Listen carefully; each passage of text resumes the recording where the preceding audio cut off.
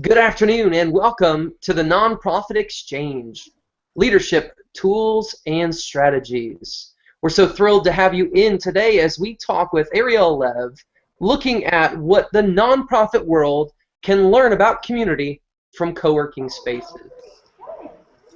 Again, thrilled to have you in. My name is Todd Greer. I'm the Executive Director of Center Vision Leadership Foundation. Thrilled to have you along with us for the continual journey. And there we go.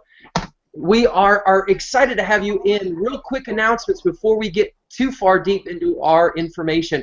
Want to let you know that we're just around the corner from the new issue of Nonprofit Performance Magazine coming out. And in that issue, our focus on millennials in the nonprofit world.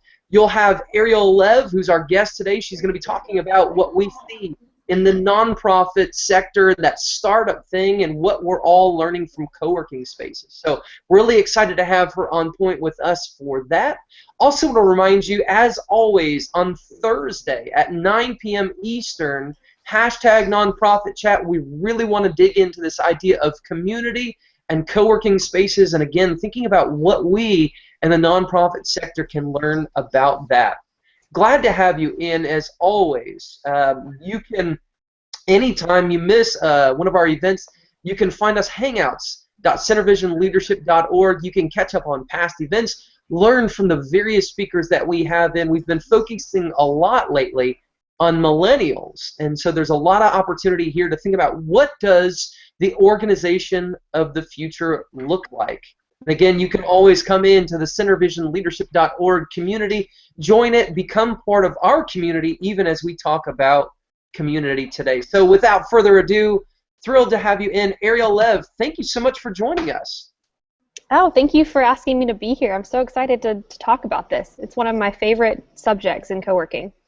Absolutely. So a little bit of backstory before Ariel talks about who she is and where she comes from. Ariel is part of the Grandin Co-Lab, and early on in the thinking process of Center Vision, one of her colleagues there at the Co-Lab was very supportive and very helpful in our journey, and so we've had a very close relationship with the co-working space there in Roanoke, Virginia. We're thrilled to see all the impact that they're bringing to that community. So there's a little bit of backstory on who they are and where they come from. Ariel, who are you, though? Good question.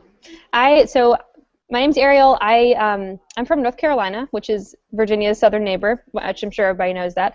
But I've always felt at home in Virginia, even though I spent the first, good portion of my life in North Carolina. I went to college at Appalachian State University and got a degree, a Bachelor of Science in Communications Broadcasting, thinking I was going to go into terrestrial radio.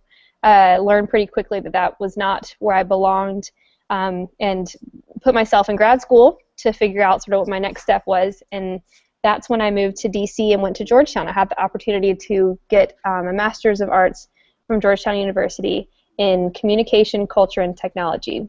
We at Georgetown called it CCT because it is quite a mouthful. And that was a small program, a 2-year master's program that focused on how those three things, communication, culture, and technology, intersect, combine, support each other, fight with each other, the hard skills and the conceptual skills that you need to sort of wrestle with those in the professional workspace, in the community, in your own mind. So it was a really interesting program. And, also I got to live in DC for 2 years, which was great. DC was a fantastic place to grow up and to sort of cut my chops, but knew that I needed to get back to the mountains. I'm a mountain girl. Boone sort of changed me that way. So ended up finding Roanoke on a map and deciding to stop by, and we fell in love right away. And so I've been here for a couple years and have worked at the Co-Lab for about 6 months as director and have just loved it. Every day is an exciting challenge, and I get to know the coolest people in Roanoke. So that's a little bit about my background. Absolutely. And folks, what you're seeing right now around Ariel is the Co-Lab itself. Yeah. The movement of people. There's that sense of excitement and people walking through the connections that happen right there. So we're talking about co-working, we're talking about community, and this is one of the things that's, I think, really vital in the nonprofit sector, whether we're talking about a religious, educational, charity, or foundation. We're talking about how do we develop and build that sense of community. And what we've seen over the last couple of years is we've seen the co-working space movement grow significantly. In fact, I was just looking at some research earlier today that we were talking about only a decade ago, the idea of co-working basically was non-existent, and now we have approximately 3,000 co-working entities around the globe. And I think that's a really exciting statement. And here we are in Roanoke, Virginia, is where Ariel's located, and we're talking about that. But Ariel, as you look at this, why should we listen to you in regard to community, in regard to the co-working space, and what we can learn in the nonprofit world? What stands out? Sure. Well, I mean, I'm very new at this job, so my job day in and day out is learning from people, and my position is built on the expectation that I provide unbiased and fair help to those in need of growing a business, growing an organization or nonprofit, and if I didn't possess those skills, I certainly would not have this job. And that being said, I still learn so much every day. I mean, even this morning, it was full of ups and downs. I learned a lot about not only the co-lab as a building, but the people inside of it. We're having some weather issues, but it's all good. So I'm doing my best to learn from the people that we consider our clients, our customers, for lack of a better term. You know, we have our members, but we also have a lot of people in the community who are utilizing our space for different reasons. So even people who don't pay us for something are still our customers because they're helping us build the culture and build that community that we're talking about today. So, you know, as a business director, my job is to understand our customer fully, and therefore I've done nothing but try to do that exact things, understand and learn. So that's why I think that people could trust me about this topic. Absolutely, that's exciting. And I think when we talk about trust, obviously you'll continue to earn your merits here as we go forward, because one of the things that you mentioned here is the idea of getting to know people and learning from them. And really, the director of any kind of a co-working space wears a lot of different a lot of different hats, excuse me. You know, you're part therapist, you're part business development, you're part lunch buddy, you're part coach, you're part encourager. Yeah. And we do those kinds of things. And it's interesting because I think in many ways, individuals that are running nonprofit organizations, whatever the entity that they are, they understand that, because we all do tend to wear a lot of these different hats as we think about moving forward. Sometimes we play the IT role, other times we play the marketing role, and other times we're simply out there as that salesperson or cheerleader. So absolutely, it's a really exciting thing. We're watching the space around you, and I know the weather has been very detrimental in that area lately, and she's in Southwest Virginia, if you don't understand where Roanoke is. And I know that kind of impacts a lot there, but as you think about community and you think about the CoLab community there at Grandin, what does community look like? Well, it looks like a lot of things. Our space, first of all, as you can probably see, it's very large. This what you can see is kind of the hallway of it. We are 10,000 square feet, and we also have a second location in downtown Roanoke.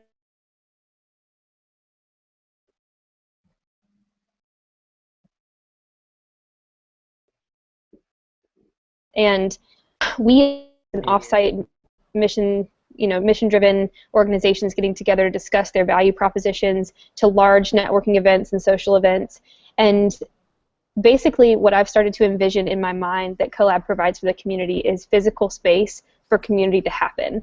We don't ask for anything in exchange beyond just come in and build we do charge a rental fee, but it's nominal, and from a lot of organizations we don't even charge it. It's more about come in our doors, use this physical, this empty box, and put energy and passion into it. Let that mix, and then, have an open mind about what comes out of it, and then we all benefit from that. And you were mentioning earlier that, part of my job is to be that person for our members, is the mentor and all that.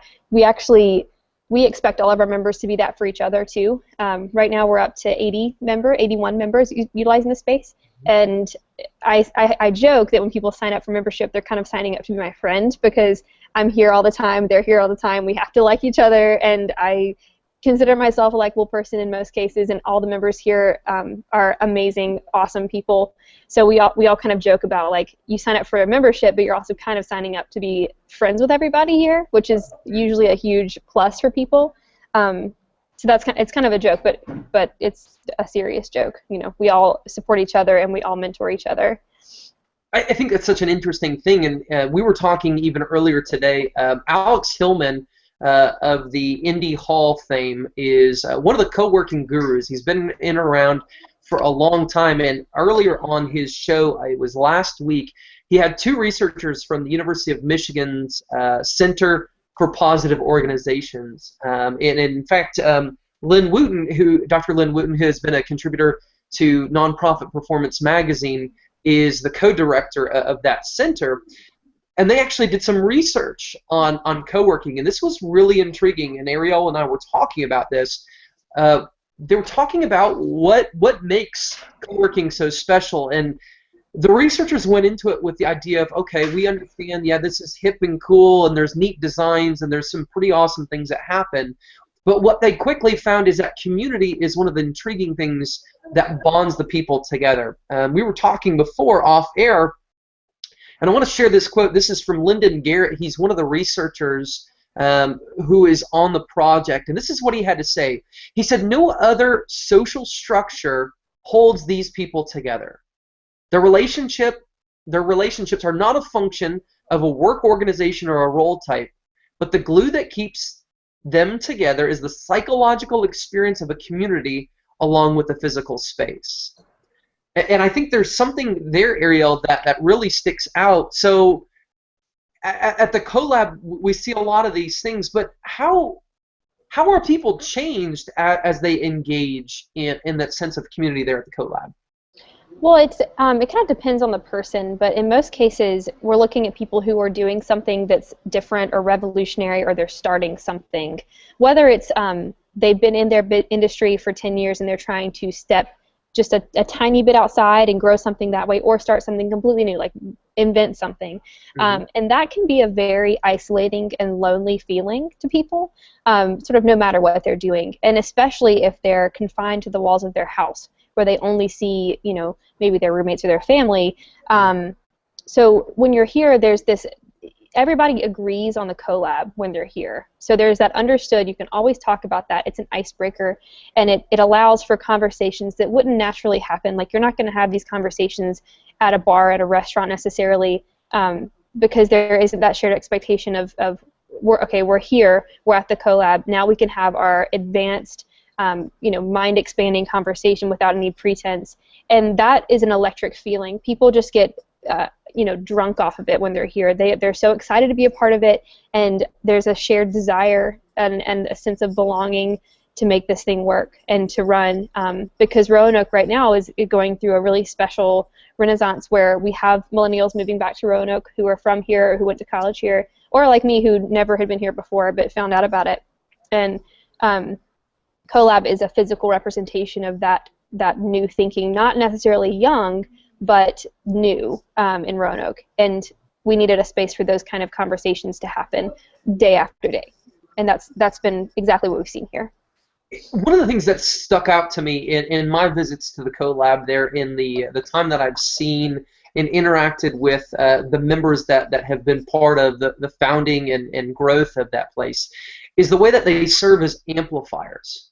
Sure. They have amplified the work of the community and their members. If you would, for just a second, talk a little bit about what that looks like in the midst of the community there. Well, it's part of something interesting about Roanoke that probably a lot of the people watching might not know is a lot of people who are from here, or who go to college here, or who work here and then leave with this negative impression of Roanoke, that there's nothing going on here, nothing happening. And part of what CoLab has provided is a space for people to become ambassadors for Roanoke. So not only have the creators of CoLab provided a space for it and have started championing the things that were already happening in Roanoke before CoLab existed. You know, people were doing this stuff from their basements, from the coffee shop down the street. And now we have a space where they're together, and we're a louder voice now than we were before to say, no, no, no, if you think there's nothing going on in Roanoke, you're not looking hard enough. Because even in this building, we have multiple events per week, much less all the restaurants and interesting venues around here who are doing really cool things too, and the businesses that are putting on events for the community. So yeah, I mean, the creators of Collab saw that happening and said, we need to provide a huge box for all this stuff to happen in, and yeah, that's been successful isn't quite the word to describe it. It's been like overwhelming, the amount of stuff that has happened here since then. People really needed the space.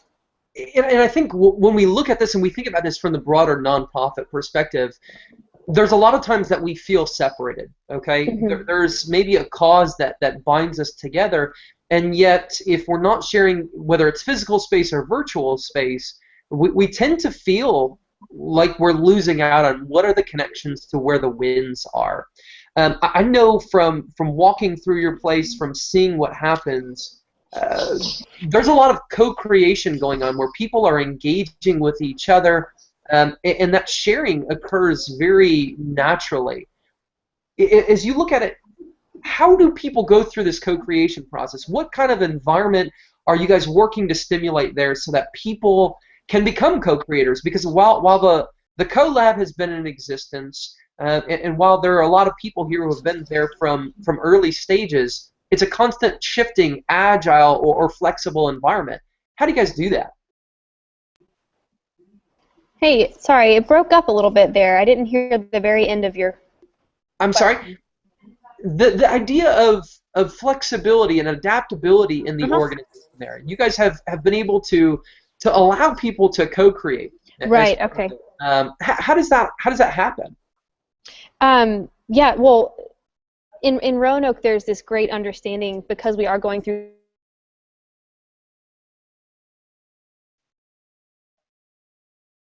support of the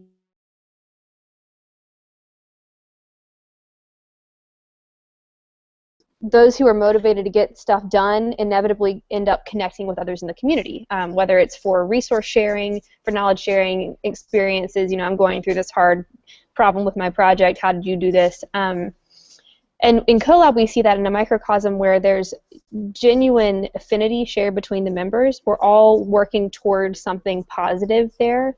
So when one person succeeds, everyone is excited, and everyone supports that success. There's no envy or jealousy there.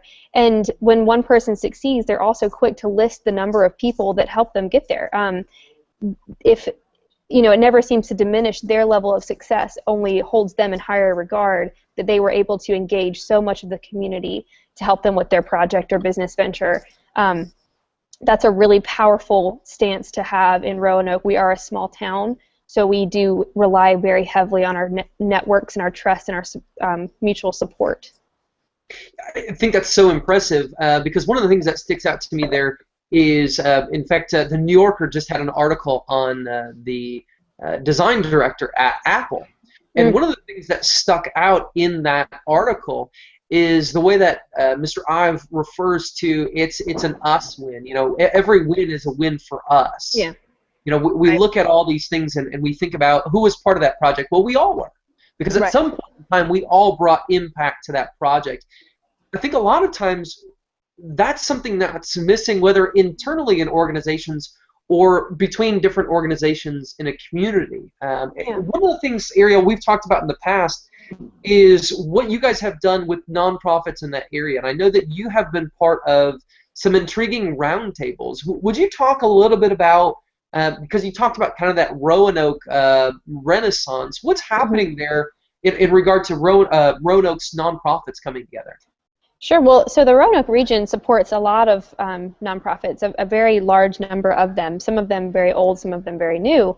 And there's a group here called the Council of Community Services that is many decades, you know, experienced. And part of their mission is kind of what CoLab is providing for the community, in that they're aggregating resources, they're trying to connect the nonprofits together, and one thing that it seems that they have been missing is space to do that. So I was talking with the leaders of the Council of Community Service, and we ended up having a nonprofit roundtable where they invited their entire listserv, and we ended up having a group of about 35 directors and higher-ups in these nonprofits. And they were a cross-section. There were old, new, large, small, people who didn't even have their 501c3 status yet, coming together to talk about what the nonprofit scene in Roanoke really needed. And that was what part of my article was about, was, you know, kind of discovering what they needed. And we haven't come up with a solution yet, but we've resolved to creating a safer space for nonprofit resource sharing and idea exchange, and trying to connect those existing nonprofits to each other so they can learn from each other, because there's a siloing effect, like you said, not only among nonprofits, but also the split between the for and nonprofit world. And that creates this misunderstanding that nonprofits are supposed to hoard resources and not tell their secrets. Like, you don't want to tell who you know, because then somebody else is going to go find that person and ask them for money or whatever. And that, I think that is the kind of a poisonous concept with the nonprofits, because for-profits are encouraged to share. So why would we teach our nonprofits to do something different when they're all looking for the same type of success? They're looking for growth and marketing success and relationship building. So that's sort of what we learned from that meeting. It's interesting. Last week, our guest was Jamie Nodder, and Jamie is the author of the book Humanize, which is Over My Shoulder with Maddie Grant, and then also the book When Millennials Take Over, that is actually going to be launched in about 2 weeks.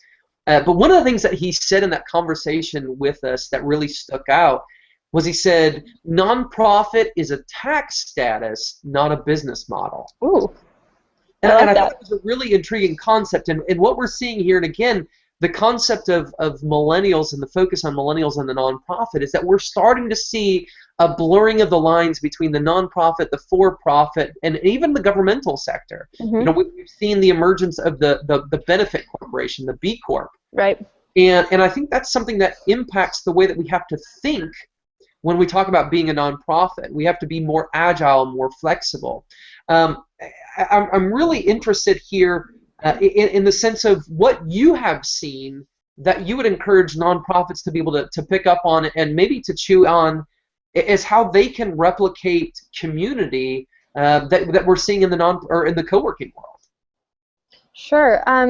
Well, from my experience, something that's been really important as CoLab is to recognize and learn about the existing resources.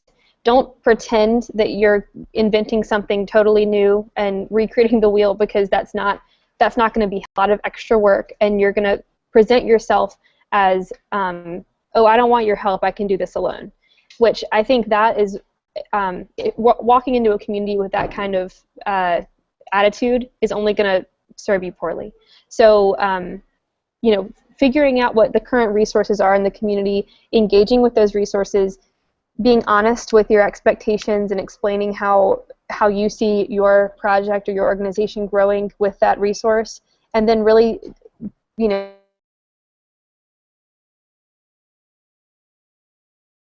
for their help. CoLab engage rather than as competition with them. Yeah, I think that idea of collaboration versus competition is so significant. Even inside of an organization, we sometimes we struggle with those things. I love the idea of asking for help. Yeah. Whether we're talking about between organizations, into the community, or inside of our organization.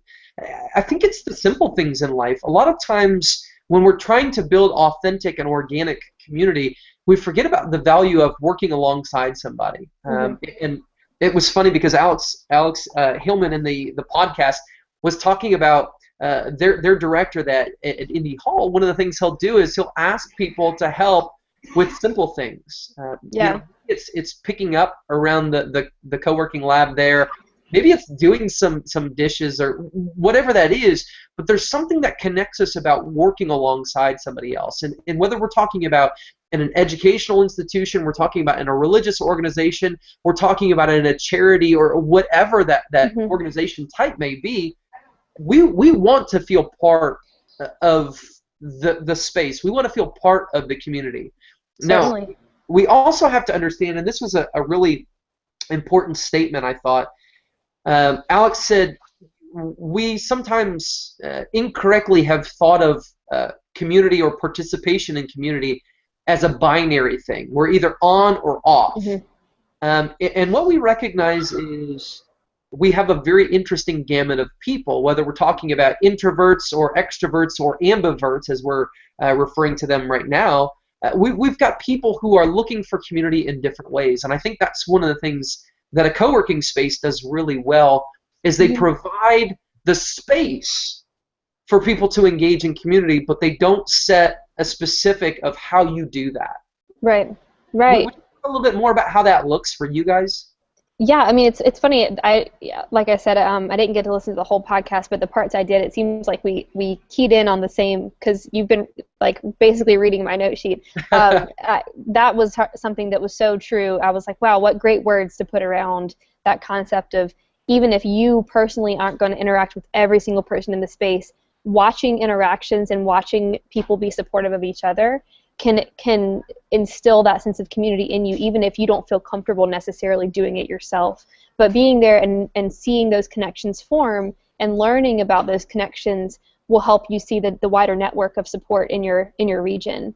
Yeah, and that kind of thing happens at CoLab all the time. I was interviewed by this really cool blog called Thriving Places Project in Blacksburg, and I read through that again before this interview, or before this hangout, to sort of get back into the shoes I was in when I started this job, when I was still very starry-eyed, and I still am, but back when I first started.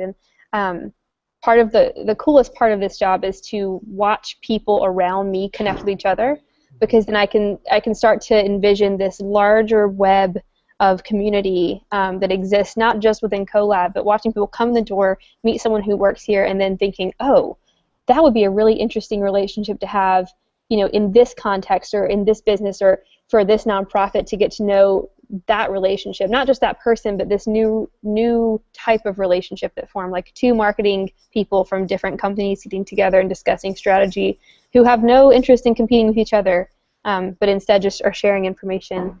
And so, I don't know, that's sort of, I think that's unique about co-working, is having those opportunities for interactions that aren't natural in other business environments, and that impacts the nonprofit community here as well, because they get to see it and not have to necessarily engage with it right away, but instead learn from it first and then take it on as their own knowledge.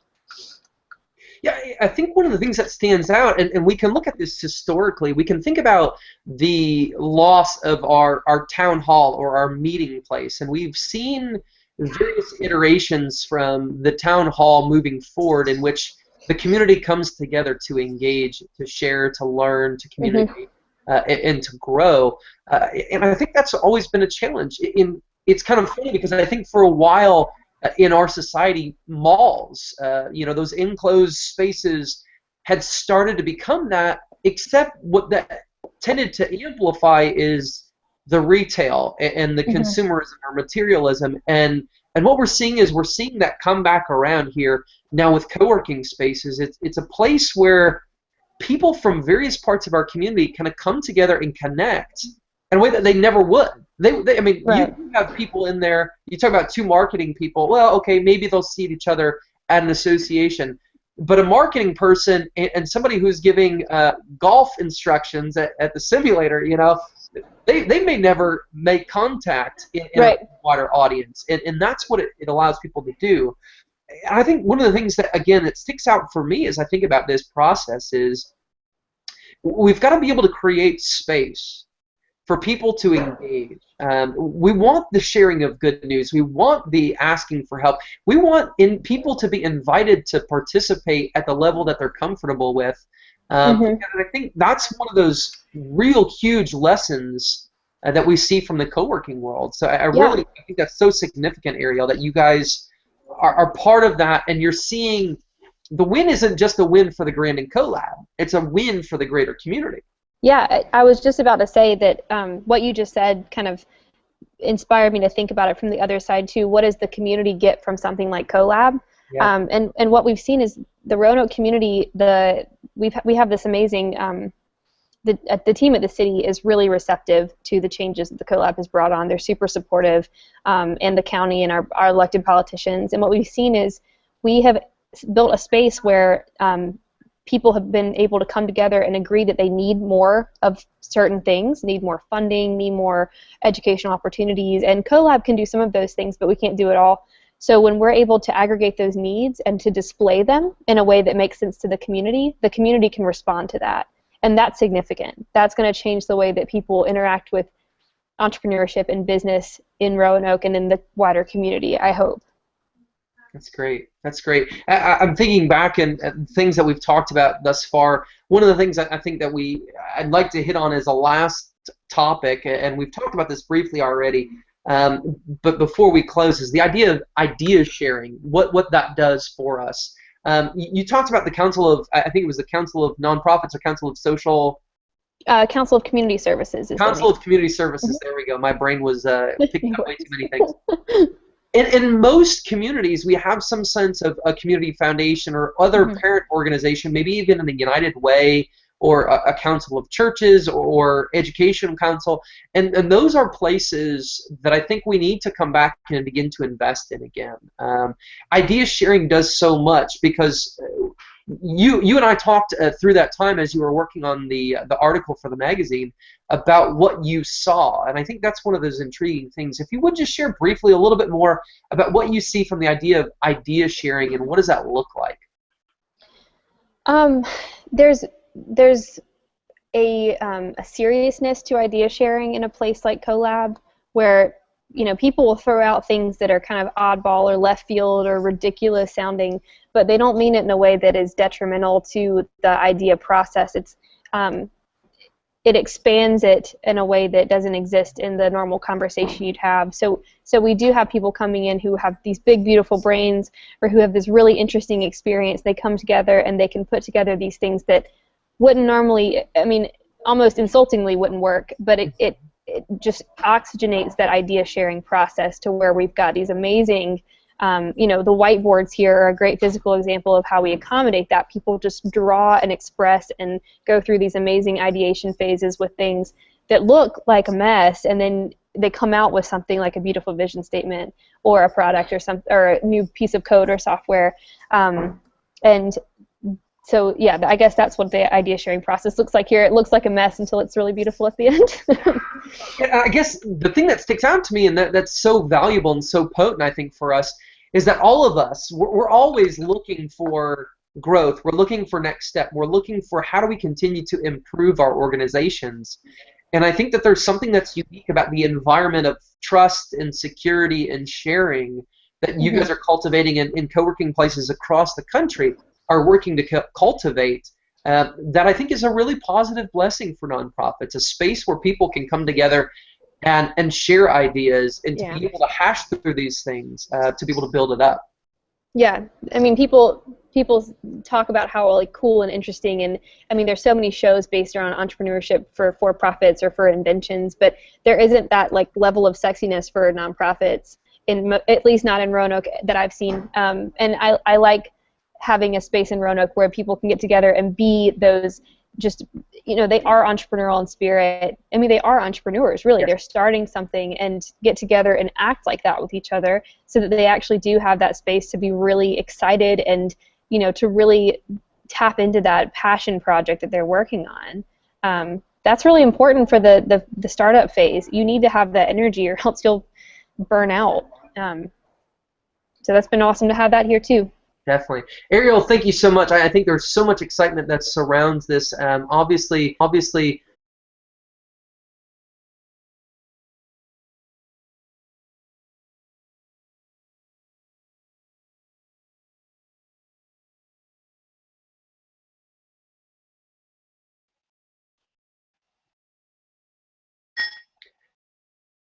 well, it looks like I was kicked off there. We're going to continue in with hashtag nonprofit chat. It's going to be a great opportunity to be able to dig deeper into what this conversation looks like. We're going to be able to share and think about the nonprofit world and how we can learn from our cousins or our neighbors in other sectors. So join us Thursday, 9 p.m., hashtag nonprofit chat. It'll be a great opportunity. Remember to tune in. We'll be talking more about the March issue of Nonprofit Performance Magazine. Ariel is one of our contributors for that. We're looking at millennials in the nonprofit world. And certainly, as we always say, come join us in the community. CenterVisionLeadership.org. You can register there to become part of the community, to join us as we dig deeper into conversations just like this. What does it look like to be community? What does it look like to be community builders in this nonprofit space? So thank you so much for joining us. My name is Todd Greer. I'm the Executive Director of CenterVision Leadership Foundation, joined by my wonderful guest, Ariel Lev from the Grandin CoLab. If you want to get in touch with them, check them out on Twitter at Grandin CoLab. You can also find them online. Google it, search for it. There's so many amazing things. Look up Roanoke, Virginia, and learn about the New River Valley community. So, Ariel, thank you so much. Thank you, and sorry if I cut out there at the end. I had a little internet problem. But thank you so much for having me. This was a lot of fun. Absolutely. Thank you so much for everybody joining us, and we'll see you next week. This podcast is a part of the C-Suite Radio Network. For more top business podcasts, visit c-suiteradio.com.